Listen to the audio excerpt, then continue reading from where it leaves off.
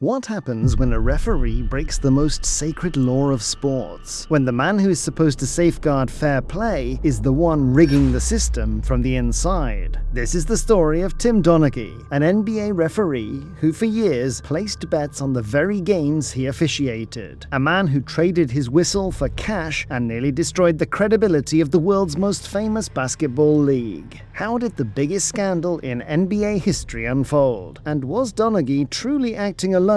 Let's dive into the story that shook the sports world over a decade ago.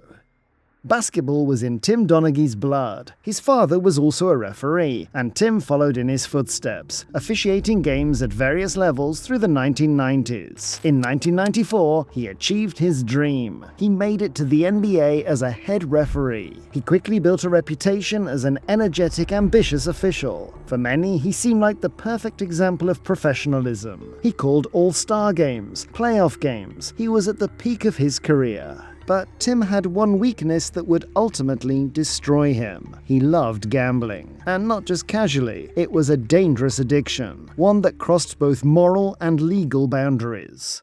At first, it seemed harmless. Donaghy began betting on NBA games, but only those he wasn't officiating. It was just for fun, nothing more. But soon, he realized something that changed his life forever. As an NBA referee, Donaghy had access to insider information regular bettors could only dream of. He knew players' tendencies, locker room conflicts, and injuries hidden from the media. He knew how coaches and referees interacted. This knowledge gave him a massive edge. His picks started hitting more and more. Gambling stopped being a hobby. It became a way to make money. Though, as he later admitted, he never got rich from it. Still, this was only the beginning.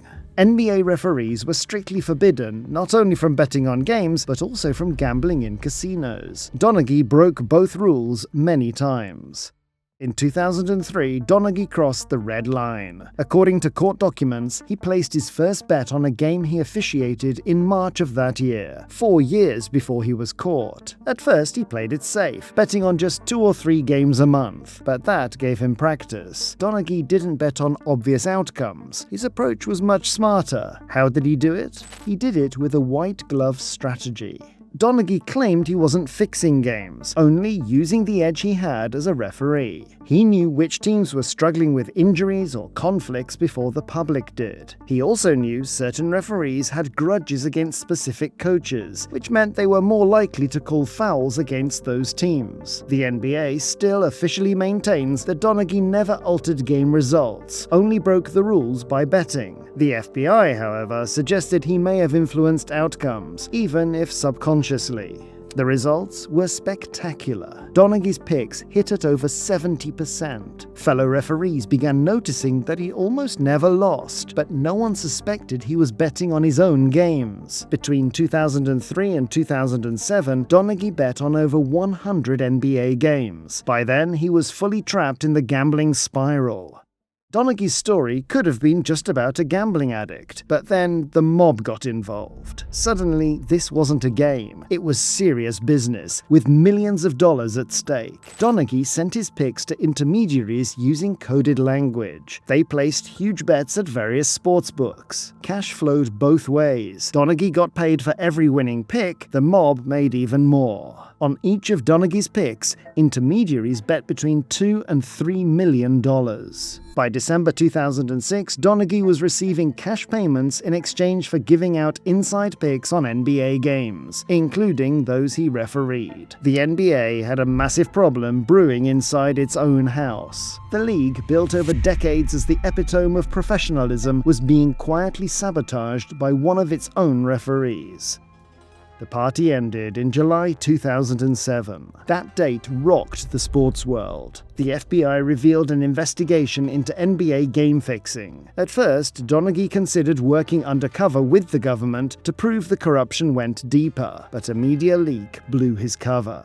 The The FBI found that Donaghy had wagered tens of thousands of dollars on NBA games across multiple seasons, including the ones he officiated. Donaghy defended himself by pointing out that he was consistently ranked among the top 3 referees in league evaluations. During questioning, he even asked, "How could I be fixing games and still be rated that high?" The NBA was in shock. Commissioner David Stern, who had spent years building the league's reputation, had to admit that one of his referees was compromised. Stern insisted there was no systemic corruption, claiming Donaghy was only trying to deflect blame. But the media had already turned it into a massive scandal. Fans and analysts asked the obvious question, were other games fixed too? Suddenly, the credibility of the entire league was in doubt.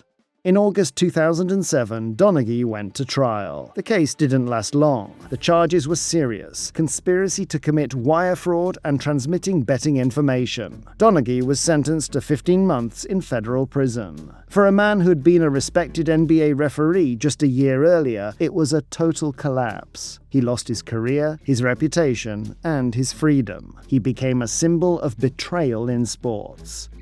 The NBA had to act fast. The league introduced stricter monitoring of referees, new rules about their conduct, and tighter restrictions on their outside contacts. But the damage was done.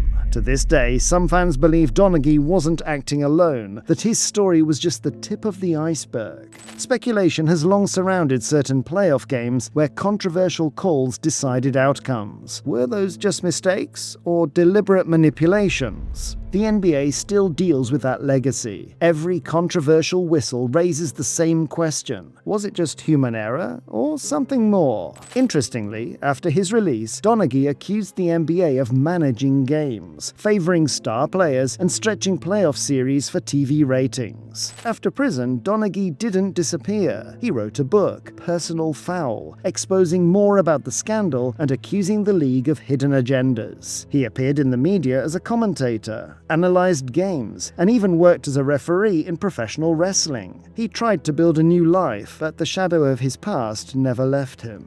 To this day, Donaghy remains controversial. Some see him as nothing more than a cheater and gambler who ruined his own life out of greed. Others view him as a whistleblower who revealed the NBA's dark side and how fragile the integrity of professional sports really is.